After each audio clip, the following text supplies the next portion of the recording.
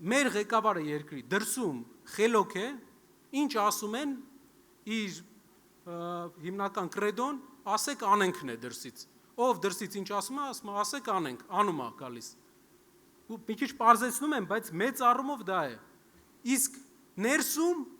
ուժեղ ձևացնում է, թե ուժեղ է և բանտարկում է իր ընդդիմախոսներին, իսկական ղեկավարը,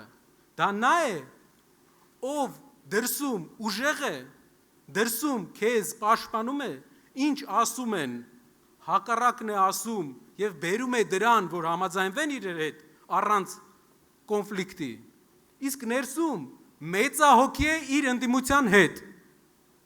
այդպիսի ղեկավար է մեզ պետք, որ ներսում լինի քահանա, դրսում գիտեք ինչ։ Շատ կարևոր է, որ նաև մեր երկրում մենք կարողանանք հաղթահարենք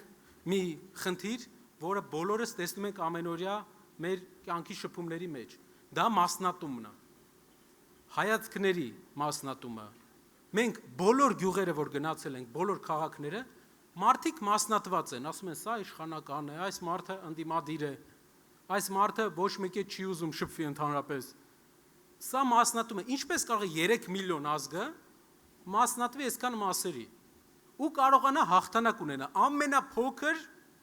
ժողովուրդը տարածաշրջանի, եթե մենք փոքր լինելով մասնատվում ենք, ինչպես ենք հաղթելու, մեզ պետք է համախմբող, մեզ պետք է մեծահոգի համախմբող, շատ կարևոր բան է, մեծահոգի մարդ, ով իր ընդդիմախոսների հանդեպ